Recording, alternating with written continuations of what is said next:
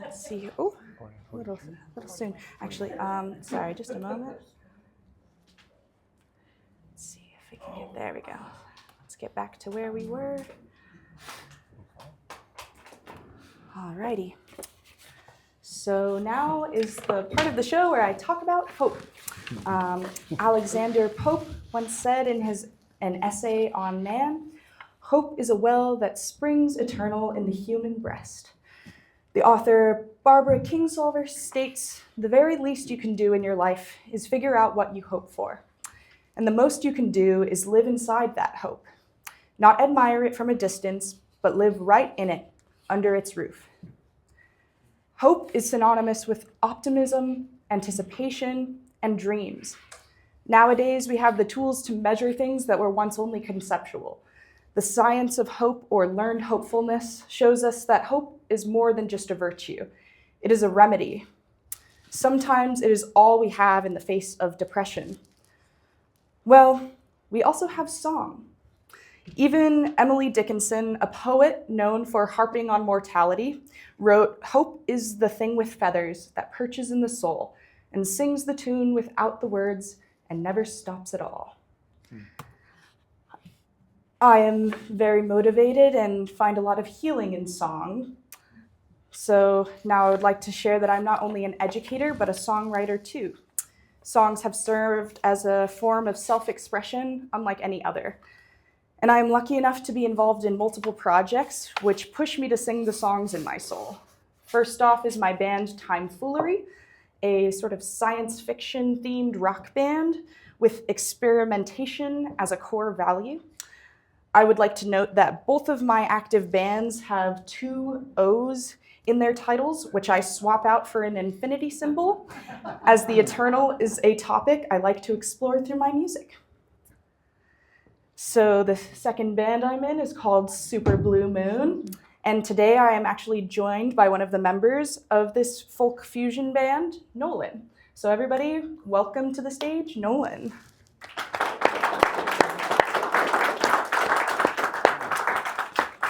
We are going to share a song with you called Sonder, which explores the themes of infinite hope.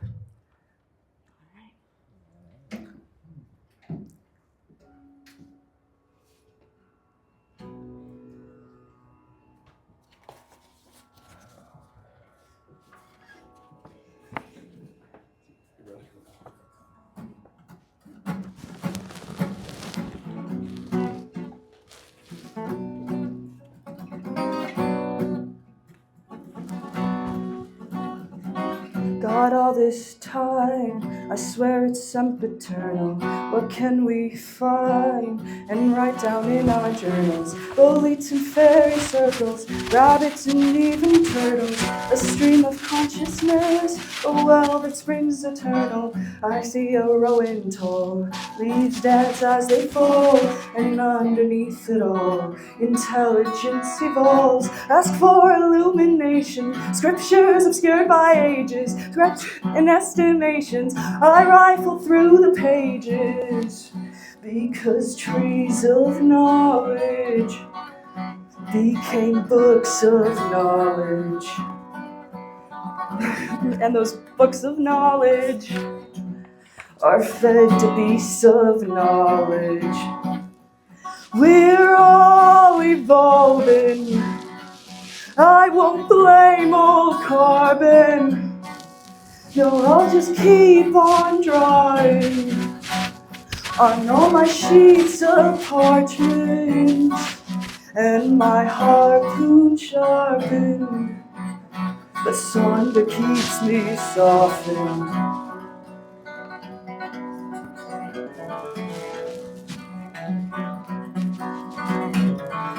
I have a faith passed down for generations. Love is its name. I sense it spiral outwards. I see a cedar tall. Can you hear the beetles crawl? And up above it all, the meteorite falls.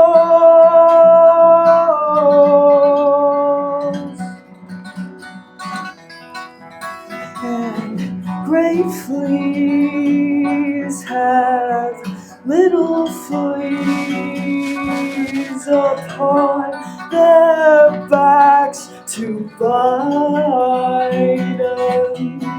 And little fleas have lesser fleas, and so an infinitum. Yet each critter has inside 'em the capacity to fly high up, each infinity a new size and scope. If only we could all spread our wings of hope.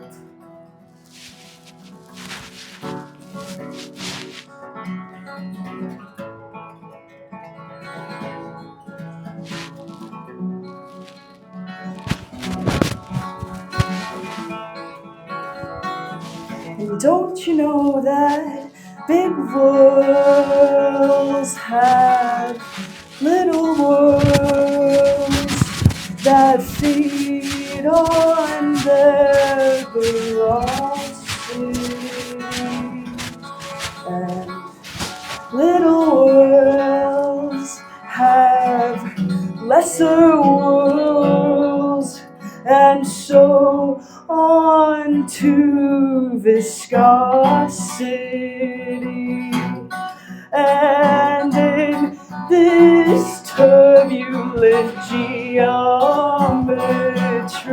I devise a never-ending quantity, a new dimension fractal line, and free.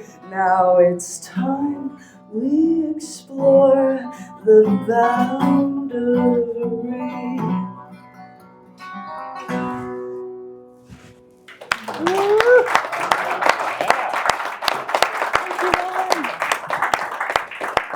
Thank you so much, Nolan. Alrighty. Yay. All right. This is actually a fractal that we have designed specifically to be in a more meditative and slow fractal show in the planetarium that will be coming back very soon. That song was called Sonder, which is a relatively new word in the English language, originally published in 2012, meaning the awareness that other people all have their own complex set of feelings and experiences. The song references quotes from poets and mathematicians and is my own expression of Sonder, not only when it comes to the presence of other humans, but also sort of focused on the sense of Sonder I find myself feeling when surrounded by trees, which seem to each have their own complex stories to tell. And just like I am sure each person in this room has lives full of inspiring figures, role models, families and friends, I would like to share the story of how I became the human who stands before you today, starting with the woman who wove me in her womb. Vonda Love, my sweet, lovely mother. She was the daughter of a very strict mathematician, so she was reluctant to pursue math herself. So she became instead a transdisciplinary artist, using other pattern-oriented skills such as beadwork and fiber arts like crochet. I am honored to be a fractal branch of her. She is the most giving person I know, and she gave me my very first and most influential gift, the name of hope. She taught me what a cardioid is, which is the heart shape that you'll find at the core of the Mandelbrot set. Which also makes sense for her as her name is Love, so I love the heart shape for her.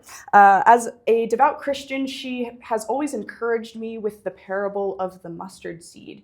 For truly I tell you, if you have faith the size of a mustard seed, you will say to this mountain, move from here to there, and it will move, and nothing will be impossible for you. This is Matthew 17:20-21. And this idea has motivated me throughout my life to pursue my dreams, even when they seem impossible or unlikely. When my mom had to become the caregiver for her father at the end of his life, she sent me to live in the care of my great-grandmother, Marge. Marge was known widely throughout her rural hometown as Mrs. Curtis, everyone's favorite math teacher and jazz lounge star, as she sang professionally on weekends. The time I spent with her was beyond formative for me. As I grew up, I wanted to be just like her. She took the time to explain infinity to me thoroughly at the ripe young age of 3 years old, all so that she could tell me before bed every night that she loves me to infinity, which I would cheerfully echo back to her, even if I didn't really grasp what infinity was yet. But she did her best to explain it to me. And when I would wake up from bad dreams, she would soothe me back to sleep, not by counting sheep, but by teaching me times tables. This solidified math as a calming practice for me, and by the time I hit grade school, I was doing long division in the sand for fun. Thanks to her, math has always been a fun puzzle to be solved, and I knew from a young age that I wanted to teach math with the same lightheartedness that she taught so many. She also taught me to sing and play music, starting off with the quintessential Wizard of Oz.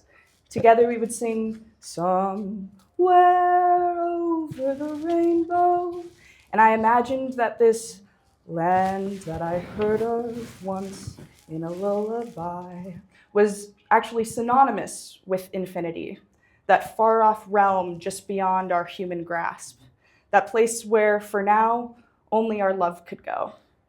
But that one day I would meet her there. She taught me that as long as I stayed hopeful and curious, that the possibilities would be endless. I carry all these lessons with me still, even now that she's off singing and dancing her way through infinity. And speaking of rainbows, the next human in my story is my vibrant sister, Sonnet. She is my closest friend and binary star. We became best friends in algebra class, but we were born to be friends. She has shared so many influential artists with me over the years, and she eventually introduced me to an alt-lit poet named Steve Rogenbuck. On November 5th, 2015, Sonnet, my mom, and I went to a live reading of his poetry. And he told us before reading a poem about fractals that he had come to Albuquerque specifically to line up with something called Fractal Friday, which would be the following day on his night off from touring. He described it to the audience in such a mystifying and charismatic way that I was immediately sold. And in that moment, I felt a spark in my soul. I had to learn more, not only about fractals, but also about how to speak to crowds in such a vibrant and authentic way, just like he did. But I still had a lot of developing to do before I would eventually be able to orate on the topics of complexity. Thankfully, I would spend the following years being chaotically pushed towards this desire by the winds of change and under the wing of one of my earliest mentors, my high school gifted teacher, Miss Jennifer Eberhardt. She taught me to ask complex questions, and she encouraged individualism to the furthest degree. Her seminar-style classes were a safe space for me to discover my voice at a vital time in my life. I took a different one of her classes every year of my high school career. I remember being so nervous to graduate and lose daily access to the rock of my educational world, but thankfully she wouldn't abandon me so easily. And during my senior year, when I was in ACE, a class dedicated to finding apprenticeships, she taught me the skills to find mentors even outside of school. She helped me to find my first radio broadcasting internship and my first screen printing apprenticeship, two fields which I would eventually find employment in under my next long-term mentor, Michael Wyclaw. Mike is such a zany character. I was extraordinarily lucky to learn under the guidance of such a goofy and ambitious human. I had a similar moment to when I first heard about Fractal Friday, when I first heard from a friend about Michael's zany dream of creating a land where stickers grew on trees and people could have their bad vibes and toxicities eaten away by ball pit balls in the shape of one of my favorite decomposers, maggots. I just knew that I had to be a part of it. I got to see this absolutely wild dream come to life through collaboration and passion, which taught me that I could make any of my wildest dreams come true. I worked in this magical land for the first couple years of my young adulthood, and my time there made me who I am today. Mike always encouraged my obsession with fractals, and together we would often fangirl over the fractal hot air balloons. Little did we know then where life would take me. You see, during that senior year search for apprenticeships, Miss Eberhardt told me about a STEM fair at the convention center, which I noticed had a workshop led by the Fractal Foundation. I noticed it was the exact day of the 1-year mark of when my friend Kenan Court passed away. Kenan loved all things psychedelic, and we would spend hours talking about fractals in Miss Eberhardt's tea club. I thought attending this workshop would be a good way to honor him on that day. My mom and I went, and the two of us sat down at a table full of ladies wearing fractal attire. This happens to be the day that I officially met my mentor-to-be, Dr. Jonathan Wolf, a mathematical master and visual neuroscientist. He makes art into a sort of mad science and science into art. The results were not immediate, just like all the best things in life. It took years of persistence. I decided upon graduating from high school that my 5-year plan was to become a fractal teacher. This goal of mine pushed me to attend any fractal event I could manage, which miraculously so I would bring him along examples of my art, and miraculously, eventually, convinced him to allow me to be a part of his balloon crew for Infinitude, my favorite art balloon. With as many pixels as there are neurons in the brain, how could you not be mesmerized by this flying work of art? And talk about infinite hope. This crew has given me so much more hope for the future than I ever could have imagined. The way this group of people takes care of one another is unlike anything I had ever witnessed before. Seemingly inspired by the principles of Burning Man, such as gifting, radical inclusion, self-reliance, self-expression, participation, and of course, leaving no trace, this crew feels more like family. And Jonathan continues to be not only a trustworthy and highly trained pilot, but also a balloon pioneer. After developing a method for dyeing nylon balloon fabric, he has dyed 5 entire hot air balloons so far. And he is currently teaching his student pilots to make our own balloon for learning on. My time volunteering for this crew eventually blossomed into a proper apprenticeship. And on the same day of my first ever flight in Finney, October 6th, 2023, I also got to help Jonathan host a Fractals Rock show with the shocked and supportive Michael Wyclaw in the crowd. I am now the official co-host of First Friday Fractals and will be returning as of May 1st. Yay! I'm so excited.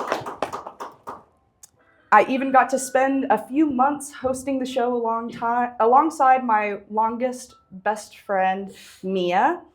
And she was actually the person I was sitting next to the first time I visited the planetarium when I was 8 years old. And I decided that day that I wanted to work in the planetarium when I grew up. And I remember telling her that, and it was really great to be able to run the show with her for a period of time. I have had the greatest honor of finding new ways for the Fractal Foundation to branch out while the planetarium has been closed for the last handful of months. For example, doing a series at the Guild Cinema. And Jonathan has taught me much more than just crewing.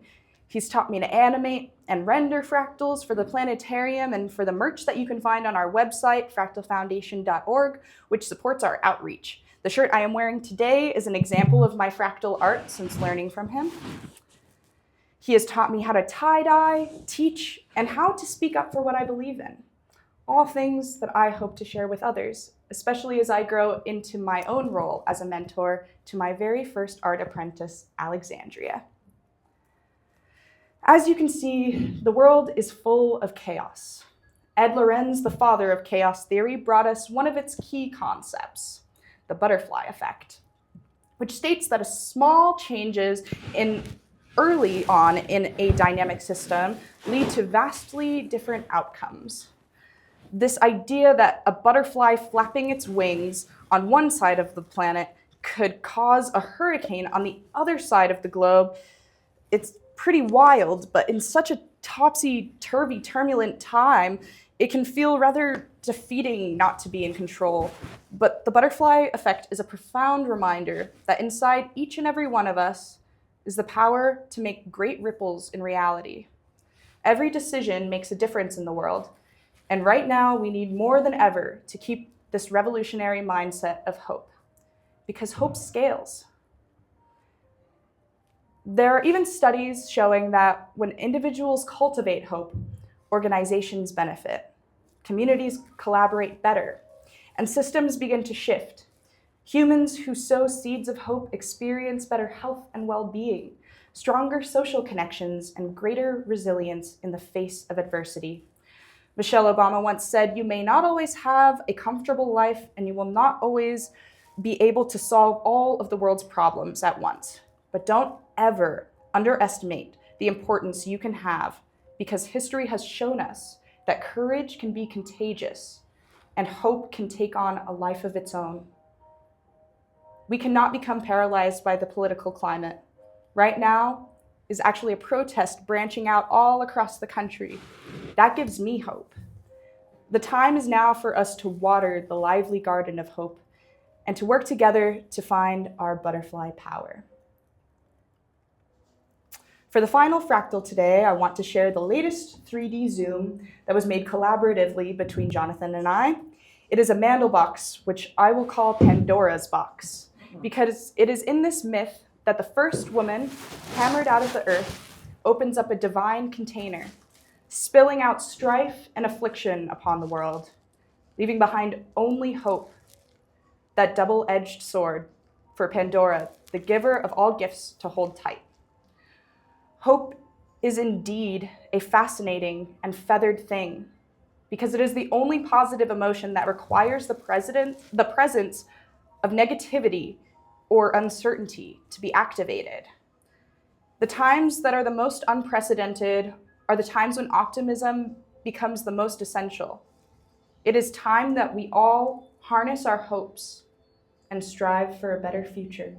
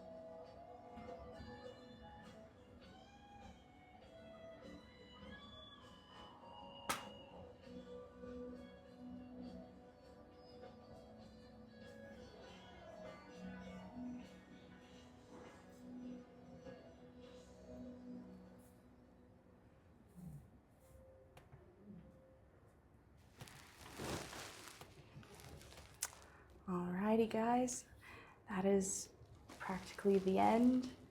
Thank you guys so much for joining. I do have time for a bit of questions and answers.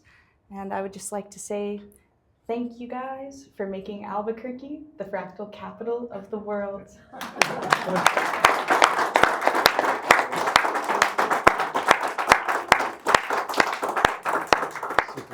Thank you guys. I have some time for a Q&A, but also we have a QR code down here that if you scan with your phone can help us get some feedback on your thoughts so that we can help continue to improve these shows as we go forward and out into the communities. So if you don't mind taking the time to fill that out, that would be super helpful for us. But if you have any questions, we also have time for that. So, yeah. Just a couple of things that crossed my mind. One, of course, the Big Bang Theory. That might fall into fractal formula. Oh. And also the developing embryo. And watching it begin to symmetrically enlarge. How that would fall into fractal. Oh, those are lovely topics. I wish I knew more about the embryo so that I could touch on this, but this is sparking my curiosity, actually. I hadn't really considered something like that, the way that we form inside the womb. And yeah, that's an interesting period of time that I would love to be able to talk about more in the future. Thank you for asking such a great question. Does anyone else have any questions? Do you know how to answer that, Jonathan? Not exactly, no. Yeah, no. It's a big question. Yeah, those are very interesting. Yeah. Does the Fractal Foundation also deal with, let's say, other discrete dynamic systems? I'm thinking of it as like a discrete dynamic system, like Brooklyn models. We go from rules and complex hypergraphs, Conway's Game of Life, etc. I think we definitely do teach about dynamic systems. That's ultimately we would like to become a certified class through APS that we could teach fractals in, and we've talked about how that would ultimately have to be in order to fit the guidelines of APS. That class would be a class on dynamic systems specifically. And so these are all topics that we definitely are very interested in and love to study. Absolutely. Thank you. Yes. Where can I get fractal clothes? You can get fractal clothes at fractalfoundation.org in our web store. Jonathan and I are both hard at work designing new things for people with different tastes. I specifically designed this shirt with my friend Rachel in mind because she wanted a fractal that she could wear with more earth tones because she doesn't wear as many of the vibrant colors as the rest of us do. And so I made this specifically for her. So if anyone has any specific requests, let me know and I might be able to find a fractal that suits your style. Yes, Paul? The claim of fractal capital of the world. Can you talk a little bit about that? Oh, certainly. Yes, this is the only place in the world where we have the Albuquerque Fractal Challenge, which is all for students. Students submit their very own fractal images that we go out into the schools, teach them how to use this free fractal making software. Students submit their own images and then we vote on them and turn them into giant public artworks for people to see. So this is the only place in the world that I know of that does that. And that's because the Fractal Foundation is located here. We do a lot of outreach, not just the Fractal Challenge, but also the Fractal Triangulathon. We go into schools doing assemblies. We have the fractal show across the road at the planetariums, and then those big billboards that the kids make are on display for the whole city to see. So really, even before people know what fractals are, a lot of the time they see them and they're able to witness them in the world. And then once they learn about fractals, they're able to recognize, oh, I've seen that before. And so we just love to amplify students' voices and give them something to be like a mathematical superhero for, and also artistic superheroes. It's really such a beautiful blend of math, science, and art. We call fractals smart because of the science, math, and art that is required to make fractals. And so, yeah, we're just really passionate about making Albuquerque the fractal capital of the world, but also not just keeping it contained here. We really are hopeful that people take the lessons out into the world, into their own hometowns, and that this can not just be fully like gate kept in Albuquerque. We want people all over the world to love fractals, and so we also go elsewhere to teach them. But the Fractal Challenge is one element that makes Albuquerque the fractal capital of the world. But also we're the hot air balloon capital of the world. And so that's pretty nifty that we have fractal hot air balloons. It's kind of like the epitome of all the great parts of New Mexico, in my opinion. Yes? That shape that keeps showing up in all the different ones, I can't think what it's called. What is that? The Mandelbrot set? The Mandelbrot set. It reminded me a lot of like Buddhist and Hindu art. Am I just seeing that, or is there a reason for that? Oh, you are seeing this, but this is something lots of people see. It seems like everybody sees something sort of different, almost like earlier, a gal, Mary Thelma, came up and was talking to me about near-death experiences and how people often see spirals in these experiences.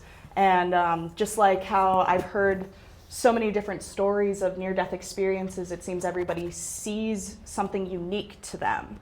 And I think that the same can be said for fractals. Everyone sort of sees what they're attuned to see. And yeah, so that's absolutely a great observation. I see a little Buddha as well. And sometimes I see it as like a little turtle with a swordfish striking through it, or it's a very unique shape, but it evokes images that we've seen in sacred settings as well. So that's, I think, a great observation. Yeah. I'm sure people have copyrights on some of the images you portrayed. But a deeper question, does anybody have a patent on any of the processes you described? Not at all. It's very much public domain. We want as many people as possible to be making these fractals, and it's thankfully been a very generous community, the people who have coded fractal software. A lot of the coders have done it for free so that the software can be free. And so, yeah, no one seems to have any sort of patent on it. The Fractal Foundation just loves to share the word. Really, what we don't own the fractals. We just go out into the world and share them as much as we can, and we love to encourage other people to make fractals of their own. But that being said, we are also doing a sort of interactive experience, the Fractal Foundation, with Electric Playhouse in a few months, and none of that is, like, a lot of that was sort of built on just like public code that is fully accessible to anyone.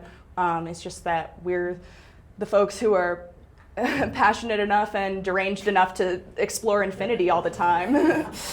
So yeah, anyone could truly do what we're doing. It's just that we're really passionate about it. And so yeah, anyone can make fractals and then share them themselves. But we also want to make a platform where it's a bit easier to share your fractals. So that's also something that should be up and coming soon enough.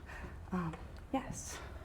The post-it note I put in my kitchen about many years ago said, "Decrease expectations, increase hope." Oh, certainly. Thank you for sharing that. That's lovely. That actually reminds me, a few months ago, we were washing the tarp off for the balloon, and it was exhausting and tiresome. And then I went inside for a moment of just a moment of calmness, and I noticed on the fridge a poem about the gateway of hope, and that sort of inspired me. I love hopeful messages in places that can remind us daily.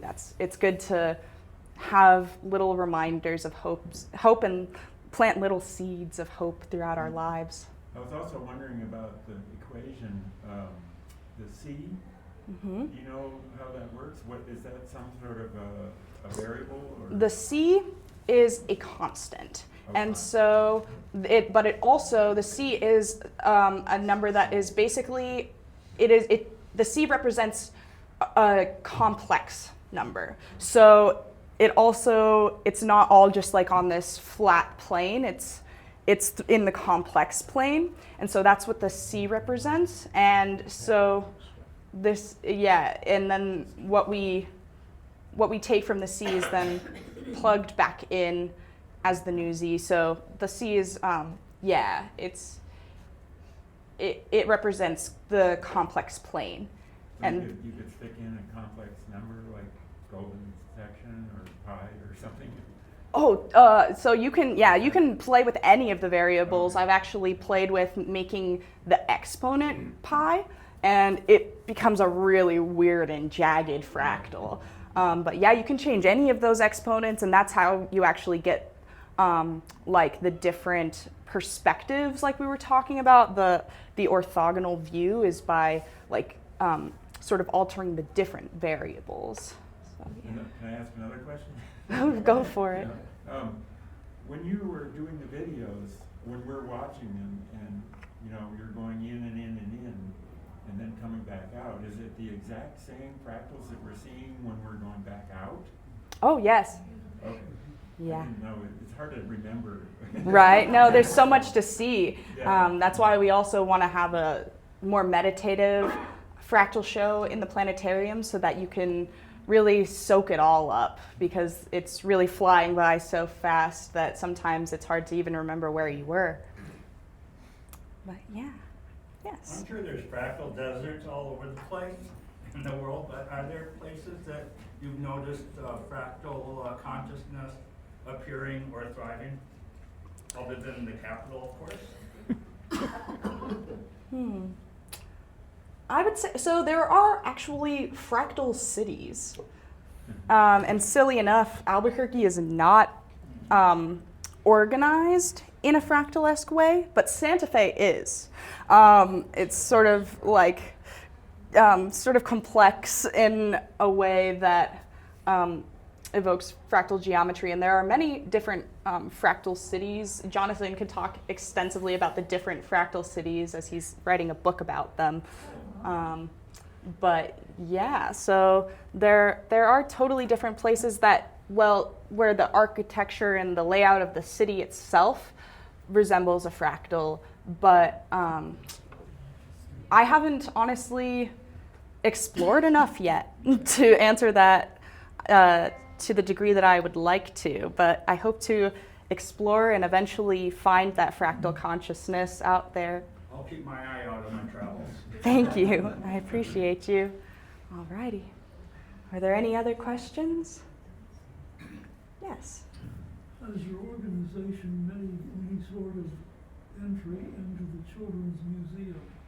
It would seem there's some ideas that could be placed there that would benefit you and the museum. Oh, well, we certainly should. I don't believe that we have submitted anything to that particular museum. We work mostly through the New Mexico Natural History Museum and Explora, but we are definitely looking to collaborate with lots more museums, especially ones that have access to lots of young minds, so that we can plant these seeds of infinity as early as possible. Along those lines, do you have any statistics that show that kids that get involved with this program are more interested in math and get involved? Yes. I can speak to that a little bit. Yes and no. We have a lot of anecdotes, a lot of testimonials from people. We've been running the Fractal Foundation for over 20 years now, and so some of the kids who we've taught fractals to a decade or more ago have now gone on to become scientists and engineers and things like that. So it definitely piques your interest. It is very challenging to run longitudinal studies measuring the exposure to fractals and then the results on test scores, for example. We would love to have that. It would be great for our grant funders. They would eat that up. We haven't had that level of rigorous assessment about the impact yet. We certainly would love to collaborate with educational psychologists to kind of validate the impact that it's having. But we know that through the butterfly effect, small changes early on in the development of a system lead to big differences in the outcome. Frankly, that's why we love intervening early in the system. Hope and I were just at Inez Elementary School teaching fractals to kindergarten through 5th graders, and I just love that age group. They're so ripe and ready for this, and we know that it makes a big difference in how they grow and learn. Exactly, yes. Any, I guess I'm thinking of newness. Is AI involved in any way, or what are new things going on with fractals versus in the past? So I think also Jonathan could speak a bit to that. I'm personally not, I personally haven't utilized AI in any capacity relating to fractals, but I believe that there is potential there for AI to help in the coding processes, especially as I said earlier that the people who have made the software did it for free. And so I think that there are ways that might potentially be utilized that sort of take that burden off of the coders. And since that is the language that AI speaks in, it kind of makes sense that they would be doing coding things. But I prefer to keep AI out of my art personally. So. Yeah, that's where I'm at. All righty. Thank you. Thank you all.